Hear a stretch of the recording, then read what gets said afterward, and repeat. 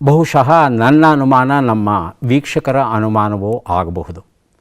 ನಮ್ಮ ಶಾಸ್ತ್ರೀಯ ಸಂಗೀತದಲ್ಲಿ ಕರ್ನಾಟಕ ಶಾಸ್ತ್ರೀಯ ಸಂಗೀತ ಆಗಲಿ ಭರತನಾಟ್ಯ ಆಗಲಿ ಮಕ್ಕಳಿಗೆ ಕಲಿಸೋವಾಗ ಅಥವಾ ವೇದಿಕೆಯ ಮೇಲೆ ಅಭಿನಯಿಸುವಾಗ ಸಾಮಾನ್ಯವಾಗಿ ತೆಲುಗು ತಮಿಳಿನ ಕೃತಿಗಳನ್ನೇ ಹೆಚ್ಚು ತಗೋತಾರೆ, ಕನ್ನಡ ಕೃತಿಗಳನ್ನು ತಗೊಳ್ಳಲ್ಲ.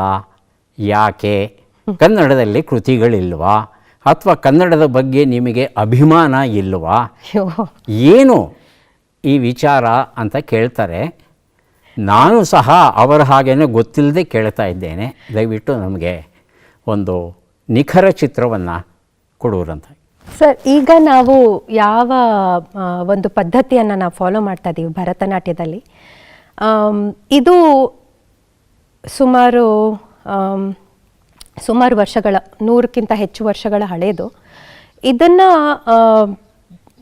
ಮೇಯ್ನಾಗಿ ತಂಜಾವೂರಿನ 4 ಸಹೋದರರು, ನಾವು ತಾಂಜೋರ್ ಕ್ವಾರ್ಟ್ರೇಟ್ ಅಂತಾನೆ ಕರಿತೀವಿ ಅವ್ರನ್ನ, ಚಿನ್ನಯ್ಯ, ಪೊನ್ನಯ್ಯ, ಶಿವಾನಂದ, ವಡಿವೇಲು. ಇವ್ರು 4 ಜನ ಬಹಳ ದೊಡ್ಡ ಸಂಗೀತ ವಿದ್ವಾಂಸರು, ಆವಾಗಿನ ಸರ್ಫೋಜಿ ಮಹಾರಾಜರ ಆಸ್ಥಾನದಲ್ಲಿ ಇದ್ದಂಥ ವಿದ್ವಾಂಸರು.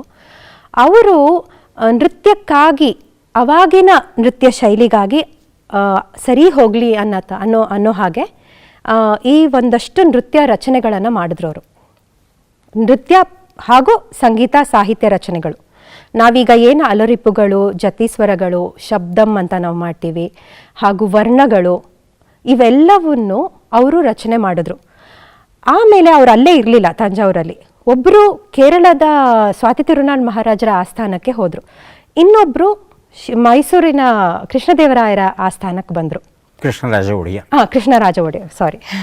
ಒಡೆಯರ ಆಸ್ಥಾನಕ್ಕೆ ಬಂದರು.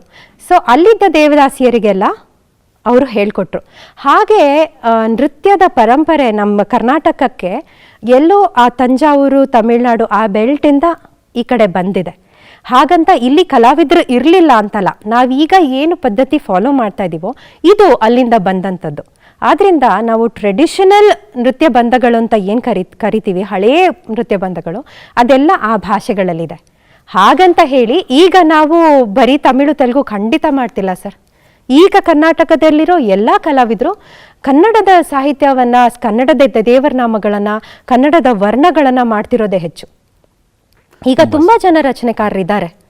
ನಮ್ಮ ಶತಾಬ್ದಾನಿ ಡಾಕ್ಟರ್ ಗಣೇಶ್ ಅವರಿಂದ ಹಿಡಿದು ದ್ವಾರಕಿ ಕೃಷ್ಣ ಸ್ವಾಮಿ ಅವರು, ನಮ್ಮೆಲ್ಲ ಮಹಾನ್ ಸಂಗೀತ ವಿದ್ವಾಂಸರು, ಬಾಲಸುಬ್ರಹ್ಮಣ್ಯ ಶರ್ಮಾ ಅವರು, ಪ್ರಸನ್ನ ಕುಮಾರ್ ಅವರು, ಮಹೇಶ್ ಸ್ವಾಮಿ ಅವರು, ಜಿ ಗುರುಮೂರ್ತಿ ಅವರು, ಅವರೆಲ್ಲರೂ ಸಹ ಕನ್ನಡದಲ್ಲಿ ನೃತ್ಯಕ್ಕೋಸ್ಕರ ರಚನೆಗಳನ್ನು ಮಾಡಿದ್ದಾರೆ.